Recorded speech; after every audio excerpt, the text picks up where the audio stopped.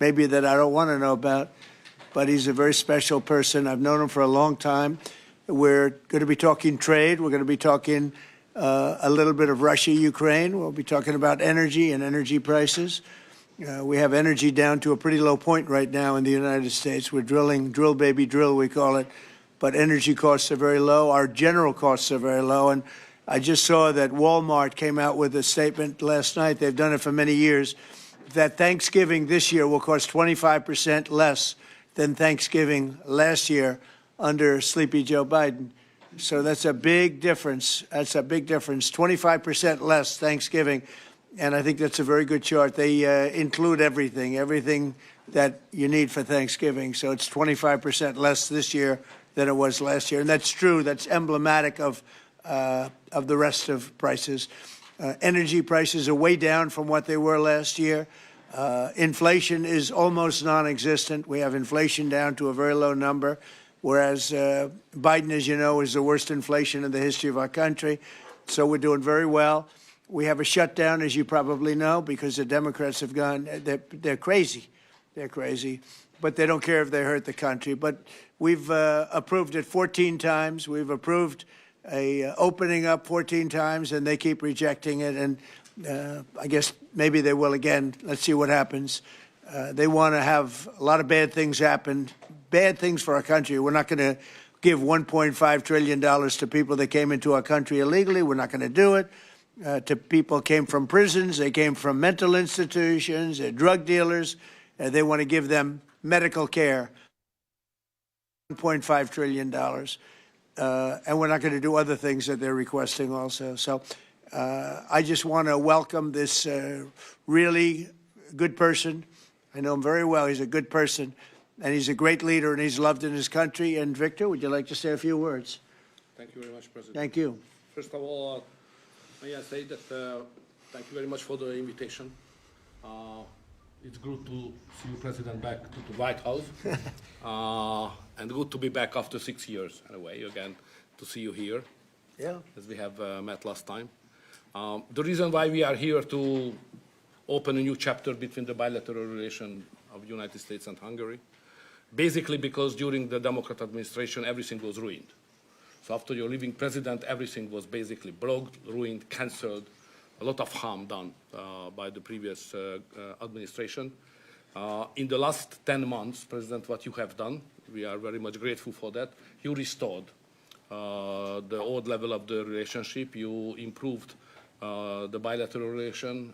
You repair what was done badly by the previous administration. So now we are in quite a good position to open up a new chapter, let's say a golden age between the United States and Hungary. And we have plenty of suggestions for today: economic cooperation, military cooperation, and political cooperation. And the main issue, probably, President, you know we are neighboring Ukraine, Sure. which is in war. It's the most important issue for us, and we would like to discuss with you how we can contribute to help you in your peace efforts. And you've taken a lot of Ukrainians that needed your help, and you've taken a lot of them in your country, and everybody appreciates that. Thank you very much. Yeah, we do our best. Thank you very much. Any questions, please? Go ahead. Thank you, Mr. President. Mr. Orban has requested an exemption as it relates to oil that is coming from Russia. Is that something that you are prepared to do? And may I ask Mr. Orban a question in regards to that very issue? Sure. We're looking at it because it's very difficult for him to get the oil and gas from other areas. As you know, they don't have the advantage of having sea. It's a great country. It's a big country, but they don't have sea. They don't have the ports. And so they have a difficult problem. There's another country that has that same problem, by the way. But when you look at what's happened with Europe, many of those countries, they don't have those problems, and they buy a lot of oil and gas from Russia. And as they know, I'm very disturbed by that because we're helping them, and they're going and buying oil and gas from Russia. So that question could be really asked maybe more accurately if you talked about many European countries, not Hungary necessarily, because Hungary is in a different position. But many European countries are buying oil and gas from Russia, and they have been for years. And I say, what's that all about, right? Thank you. Thank you, So that will be one of the issues for Yeah. today, to explain clearly what would be the consequences for the Hungarian people and for the Hungarian economy not to get oil and gas from Russia, because we are supplied by pipelines. Pipeline is not an ideological or political issue, it's a physical reality, because we don't have port, exactly as the President explained to you. So we will negotiate on that point. It's vital for us anyway. Mr. Orban, there are two pipelines, as I understand it. There's a pipeline from Ukraine and there's a pipeline from Croatia. And my understanding is that the pipeline from Croatia can provide all of Hungary's energy needs. As a result, why would you need an exemption if that's the case? So when we discuss that issue, you should separate the gas and the oil. On the gas issue, which is very important for us, 90% of the Hungarian households based on heating system based on gas. So we have only one pipeline delivering gas to Hungary, which is the main pipeline, the Turkish one. What we got from Croatia is a very small volume supplementary gas pipeline. Okay, that's gas. Oil is another issue. So oil is coming from the Druzhba pipeline, which is the main supply, and that is a Croatian one, which is the secondary and supplementary pipeline. We would like to convince the Croatian government to enlarge it and make it possible to deliver more. Under these circumstances, it cannot be the main pipeline. It's just supplementary. But later on, with some big investments, it could serve better the interest of Hungary. Yes, please, go ahead. President, thank you. Many people see this meeting not just as an encounter between two countries, but as the symbol of the strengthening of a new conservative world alliance.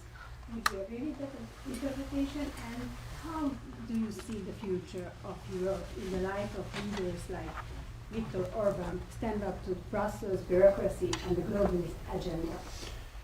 Are you from Hungary? Yes, I am. I figured. The fact is that he's a great leader, and he's respected all over, not necessarily liked by some of the leaders, but, you know, those leaders have proven to be wrong. If you look at his stance on immigration and other things, you know, if you look at Europe, they've made tremendous mistakes on immigration. It's really hurting them very badly. He has not made a mistake on immigration. So he's respected by everybody. He's liked by some. And I can tell you, I like and respect. I'm a double. I like and respect him. And that's the way Hungary is being led. They're being led properly. And that's why he's going to be very successful in his upcoming election. May I have a comment on Please. that? You know, language is important because the Anglo-Saxon terminology is different from the European one. So to use categories can create some misunderstanding. So I would like to be clear as much as we can. We are the only government in Europe which considers itself as a modern Christian government. All the other governments in Europe are basically liberal leftist governments. So we try to do something from 2010 which is different from what the others are doing, even at the philosophical level and at the level of practice as well, as just the President described it, like migration. So we are kind of a special island of difference in a liberal ocean in Europe, and we consider ourselves as a modern Christian government. That's the proper category to describe what we are doing. To both of you.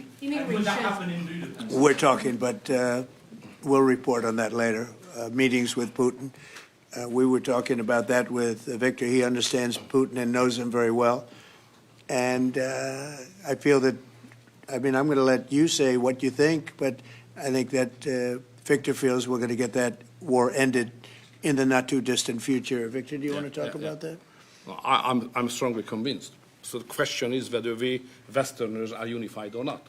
The problem is that the President has huge peace efforts, which are just splendid and very positive for the European continent and all the peoples of Europe. But at the same time, we are not unified because Brussels and the Europeans has a different approach to the war. So the only pro-peace government is the United States government and the small Hungary in Europe anyway. All the other governments prefer to continue the war because many of them think that Ukraine can win on the front line, which is a misunderstanding of the situation. So it's a complicated issue. We will discuss it. it requests not just 2 minutes to respond to your question, but rather than our lecture. Sorry, not to continue more than that. To both of you. To both of you. So you would say that Will there be a Ukraine peace? cannot win that war? You know, miracle can happen. Yeah, that's right. To both of you. Will there be a Yeah, go peace ahead. summit? Thank you, Mr. President. What is your message to the EU, because from Hungary, and the EU want to impose their woke policies on Hungary? What is your message? Well, I think they should respect Hungary and respect this leader very, very strongly, because he's been right on immigration. Look what's happened to Europe with the immigration. They have people flooding Europe all over the place, and it's hurting it. It's the crime rates are way up. A lot of bad things are happening. His crime rates are very low. They're the same as they always were, which is very little crime, because he's kept it the way it should be. Europe, I mean, I don't want to go into individual countries. They're all friends of mine, everyone. As you know, in NATO, they voted to go from 2% to 5%, and, you know, that nobody thought that was possible. And we had just about almost, other than Spain, a unanimous vote. No, I think that I think they respect him a lot. They don't agree with him, but actually, inwardly, I think they probably do agree. He was right on immigration. They were wrong. They are flooding Europe with people from all over the world, and Europe is becoming a different place. And I tell the leaders all the time, you better stop or you're not going to have Europe anymore. It's a very dangerous thing they're doing. May I have a reflection on that? So on migration issue, just for clarification, in Hungary, the number of illegal migration is like that, zero, because we have a crystal clear system. If somebody would like to come to Hungary, first of that, we are under sanctions, financial sanctions of European Union, because we don't let the illegal migrations to come to Hungary and to the European Union as well. So we have to pay, just to inform you, we have to pay every day 1 million euro as a punishment to the Brazilian budget, because they stopped the migrants. This is the absurd world we are living now in Europe. To both of you. Go ahead, please. Will, Yes, Thank go you ahead. so much. Thank you. I'd like to ask what do you think, what do you believe after this meeting? Can you have maybe, or the European Union will have another opinion about, just because of this penalty, another opinion about Hungary because of the immigration and because of this kind of politics, which is not that strictly as the European Union directs. What do you believe? Yeah, where are you from? I'm from Hungary. Okay. I do have that conversation with them, and I respect and like them. You know, they're all friends of mine. I think pretty much every single leader in Europe is a friend of mine. We get along really well. They've done everything I've asked them to do with NATO, et cetera. The only thing they continue to do is buy oil from Russia. That's not too good.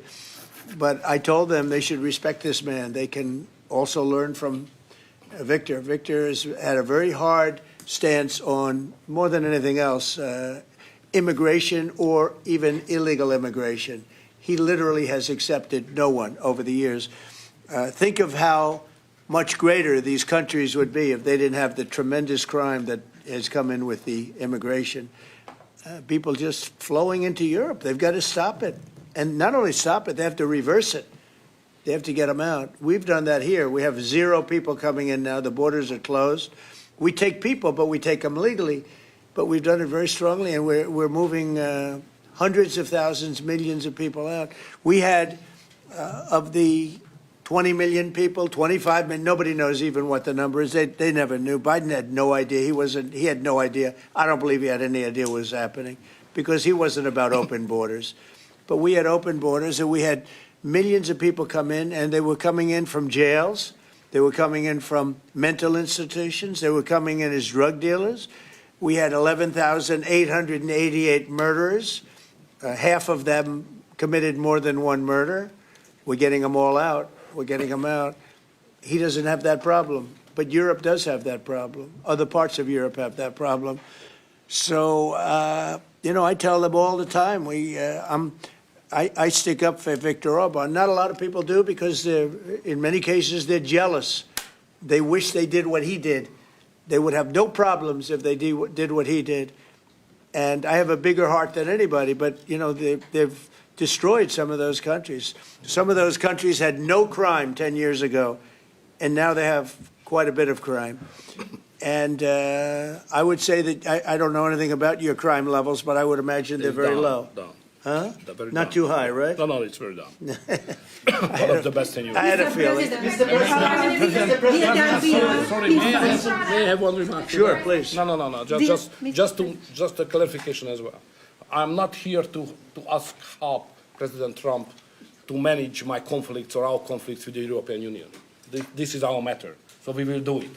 What we need is a golden age, to open a golden age of the United States-Hungarian relationship. That's the biggest help we can get from the United And States. maybe Europe too, you know, we can include Europe, but it's going to get more difficult. So inside the European Union, we will manage all of our affairs. To be the most possible humble guy, yeah? But I'm the longest serving Prime Minister of Europe. I survived all the Prime Ministers who attacked us. And I'm sure we will survive next years as well. So we will manage our conflicts successfully. Mr. President, one question for you, Mr. President, one question for the Prime Minister. Speaking of Europe, last month you said that you would not withdraw US troops from Europe, yet a few weeks later the Pentagon announced, decided to withdraw significant number of troops from Romania.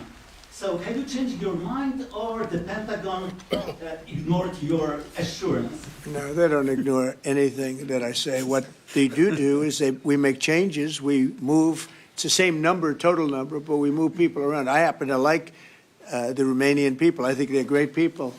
And Pete, you may want to suggest something right there, please.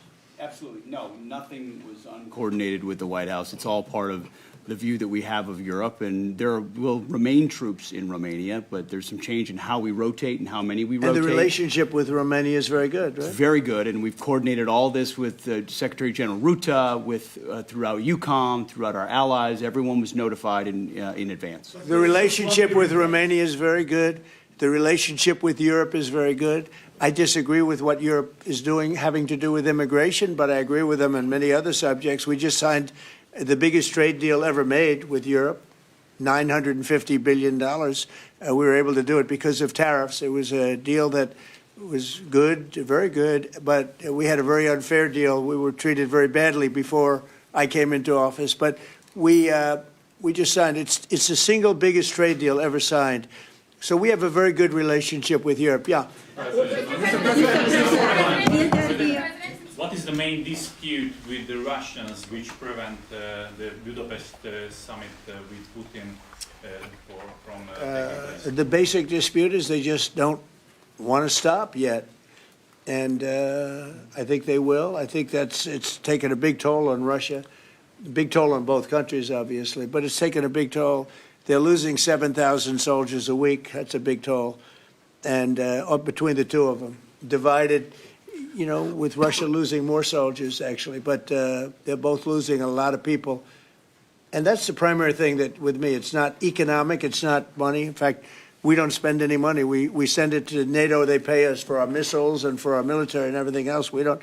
It's not a question of money. It was with Biden. He spent $350 billion. He got nothing for it. The war would have never happened. If I were president, the war would have never happened. I think you would agree with that. This war would never have happened if I were president. It's stupid that it happened. But it did happen. I inherited the war, and I think we're going to get it ended. Not too distant future. Yes, please. So no question that if that time the name of the United States president would have been Donald Trump, there would be no war between Ukraine and Russia. That's clear. But what we are speaking about here is more than that, because without the pressure coming from the United States government, I'm speaking 2022, the Europeans would not take that hard line what they have today on the war. Remember that big countries of Europe rejected to be involved more than just sending some, humanitarian issues. So the pressure coming from the United States to be more pro-war in Europe. So that's the fact of the history anyway. So we have to restore something which was ruined and created from here. And that's the reason why I understand absolutely the devotion of the president now to do everything to stop the war, because that would be not that that deep without the previous government pressure from here. So the reason why I'm here to be as much as helpful I can to contribute to the peace efforts of the president, because that was an enormous mistake what we have done, I mean, the Western world several years ago, and we have to stop it, and it's common responsibility. Biden actually pushed for that war to happen. Okay, if you can believe it. Nobody can believe it, but it's one of those things. And now look what happened. Look what's happened to Ukraine. It's a much smaller country. A lot of people are dead. You take a look at it's a whole different world over there. And Russia has not been helped very much by that war either. They lost a tremendous number of soldiers and people. And, you know, look, that war should have been a 1 week war. I don't know why it's taken. This is 4 years. Should have been 1 week. Should have been over with, but it would have never started. Should have never started. And I would have solved the problem without giving up anything. Ukraine would have remained as is. So there were tremendous mistakes long before I got there. I inherited that mess, and we're getting it solved, along with the 8 wars that we've already ended. Mr. President, What is America's interest cultivating better relations with the EU leader or Orban? I think I can do both. I mean, there's no reason why I can't. I get along well with the European nations. We are still a member of the European Union, so it's easy. Yeah, and by the way, he's a member in good standing, I guess, although they penalize him every once in a while. But he's a member in good standing with the European Union, so he's a member. He's a part of it. But I get along great with him, and I get along very well with them. I agree with him on immigration much more than I agree with them, but I agree with, a lot of the things in Europe he also agrees with.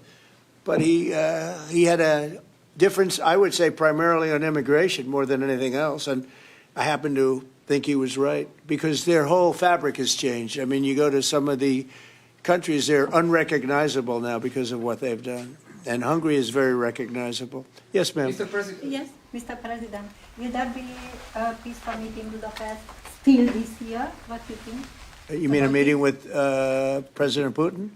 Yes. You mean in Hungary? Well, I'd like to keep it in Hungary, in Budapest.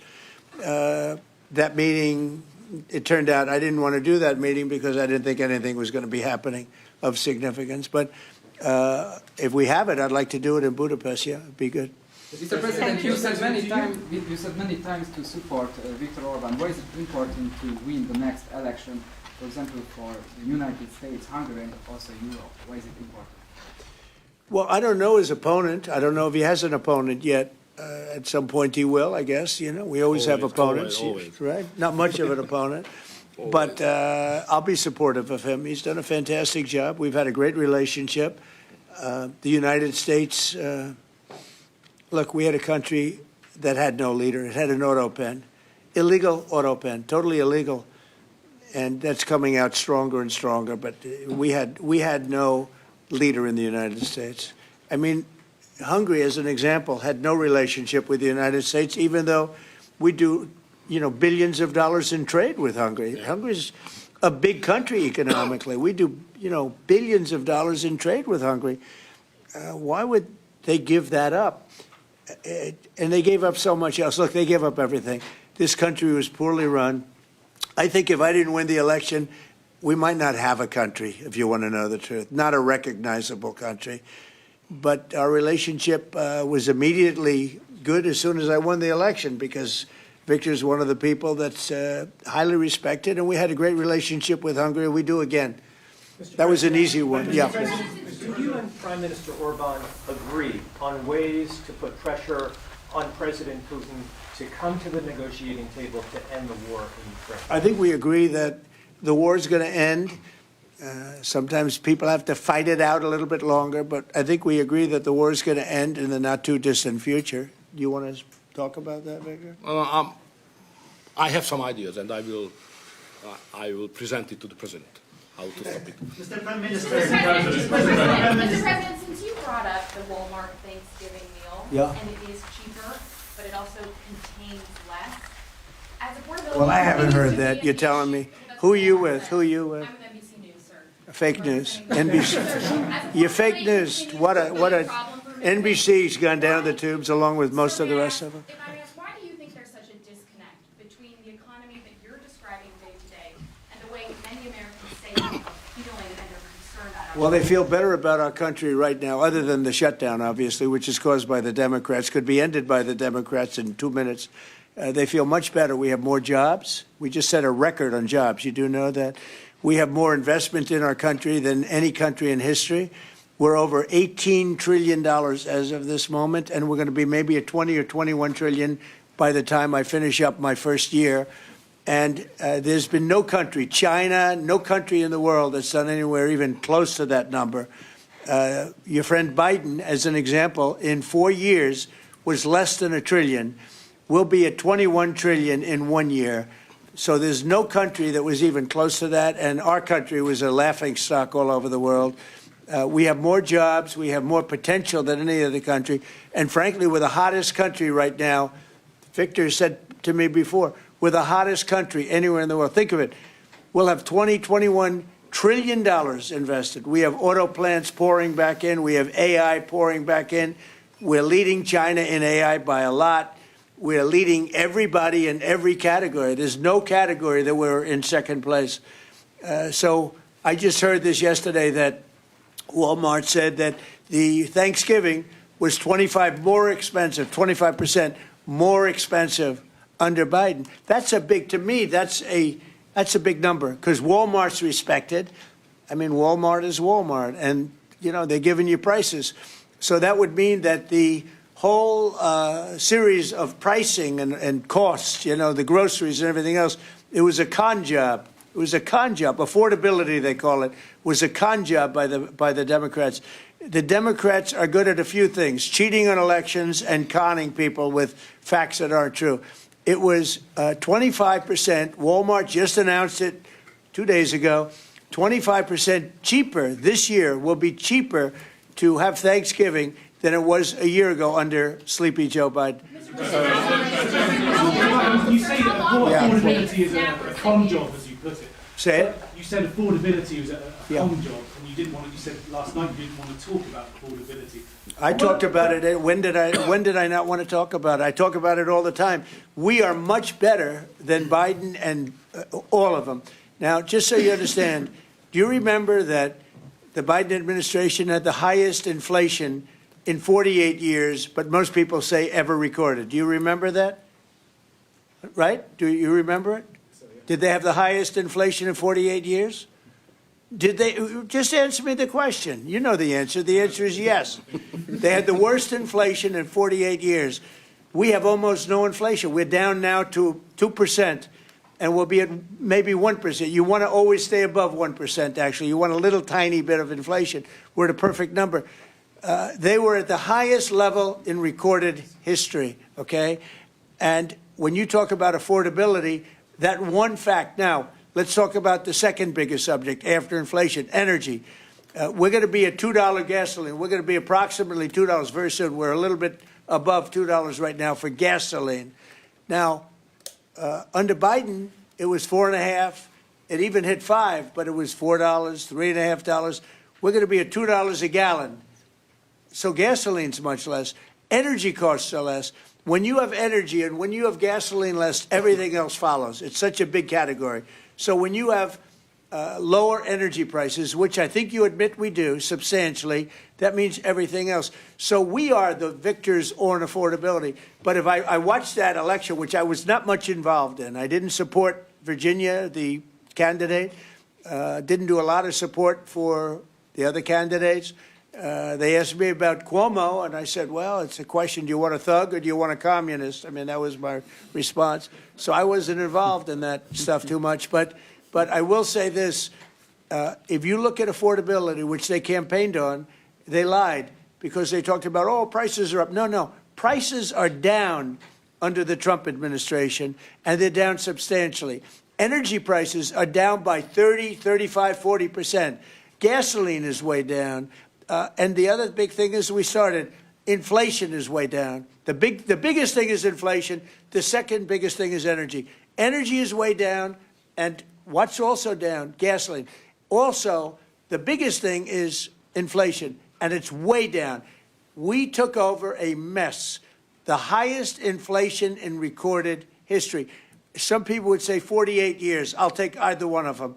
but I believe it's the highest inflation in recorded history. That alone makes it impossible for them to have done a good job affordability-wise. So one other thing. When I came into office, Victor, 2 days into office, they were screaming at me about the cost of eggs. I was there for 2 days. Eggs had quadrupled. And I said, listen, I just got here. Let me check it out. And they were right. Eggs had gone up by 3-4 times. Within a period of a few months, we had eggs down to a normal cost. We did a great job on groceries and affordability. The only problem is the fake news. You people don't want to report it. And, in fact, I'd like to ask Caroline. Where's Caroline? I'd like to ask Caroline a question. Where is she? Did she? Uh-oh. She deserted us. She deserted me. Our great Caroline superstar deserted me. Anyway, she's right outside. She was going to talk about, because the fake news yesterday, they talked about that. They said, oh, I don't want to talk about affordability. The reason I don't want to talk about affordability is because everybody knows that it's far less expensive under Trump than it was under Sleepy Joe Biden. And the prices are way down. Caroline? Yes, sir.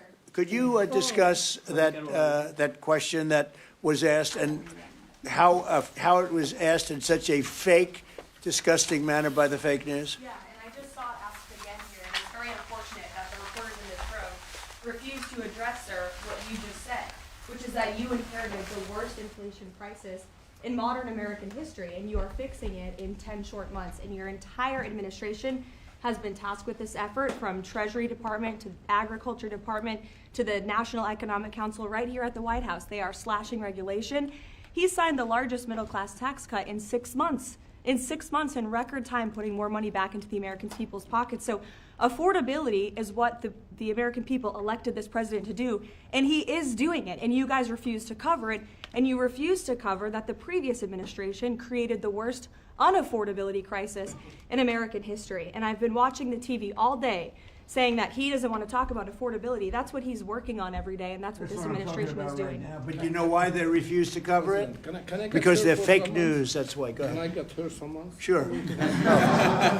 Caroline, the Prime Minister would like you to work for him in Hungary. Please consider. Please consider. You know what? That's a very good decision you just made.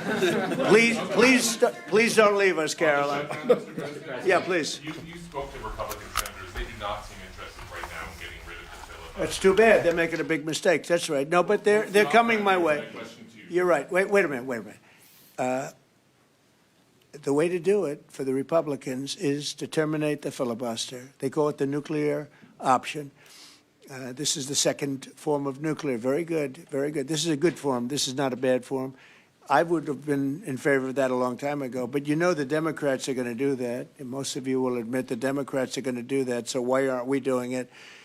And I think only a foolish person would be against that, especially when you realize that these are crazed people. These people are absolutely crazed, Trump derangement syndrome, whatever it may be. And I am totally in favor of terminating the filibuster. And we would be back to work within 10 minutes after that vote took place. And lots of other good things would happen. And it doesn't make any sense that a Republican would not want to do that. If they're not going to do that, then it seems like you'd have to make a deal with Democrats to end the shutdown. Here's some of the things that we'd pass if we terminated the filibuster. Voter ID, no mail-in voting, no cash bail, no men and women's sports, no welfare for illegals. You could go on and on. This is 2 pages of things we'd do if you did that.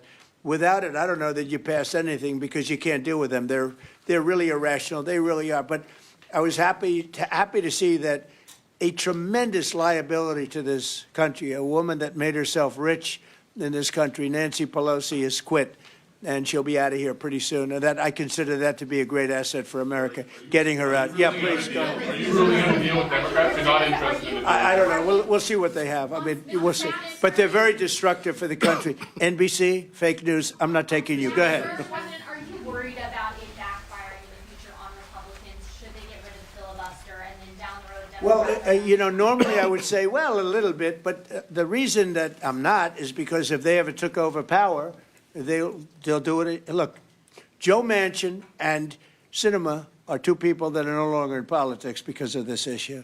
they were opposed to what the Democrats wanted to do. They wanted to terminate the filibuster. They were opposed to it. They're no longer in politics. They're gone. The Democrats will do this. So if the Democrats are going to do it, I'm saying Republicans should do it before they get a chance. It's very simple. And if we do it, we will never lose the midterms and we will never lose the general election because we will have produced so many different things for our people, for the country, that it would be impossible to lose an election. Are you worried about an AI bubble? No, I love AI. I think it's going to be very helpful. So many things are happening with it. And in addition to which, we're leading China, we're leading the world in AI. We're building massive electric plants that the companies themselves are building for their plant. I've given them the right because we need so much electricity for that. Just the word is electricity, believe it or not. Double the electricity that we currently have in the country for just the AI plants. And I've allowed those companies to rebuild and build electric plants along with their facility. We're getting approvals done in less than a month, sometimes in 2 weeks, for massive, beautiful, massive buildings. And no, I'm totally in favor of it. I think it's really going to be the wave of the future, and we're leading the world. We're leading everybody by a lot. How long do you think the shutdown will last? Mr. Orban, President, how long do you think the shutdown will last? I don't know. It's up to the Democrats. We voted, the Republicans have voted 14 times to open up the country, and the Democrats have voted 14 times to hurt the country, really. They should approve it, but they might not. That's why I like the fact that we terminate the filibuster. If we terminate the filibuster, the country will be open within 10 minutes after that termination because we'll take a second vote, which is the opening of the country, and the Republicans will vote to open the country. That's one of the reasons, not the major reason, by the way. I think it's less important than the other things that we get. But if we terminate the filibuster, the second vote that we will take will be to open up the country. It'll take 10 minutes, and the country will be open. Is there any room for bipartisanship? Because it seems like that's the main purpose of the filibuster, is to create some sort of compromise. So Well, it didn't work, obviously. So how You're do you right. encourage That was the bipartisanship? purpose of the filibuster, bipartisanship, but that didn't work. So are you saying the next 3 years in Washington there shouldn't be? Well, no. If the filibuster is terminated, we will have the most productive 3 years in the history of our country. If the filibuster is not terminated, then we will be in a slog with the Democrats, and very little for either party will be done. So it's a good thing. Thank you very much, everybody. Thank you very much. Thanks, guys. Let's go. Thank you. Thanks. Thank you, Brad. Let's go. Head out. Thank you, guys. Thank you. Thank you, Brad. Guys, head out. Let's go. Let's go.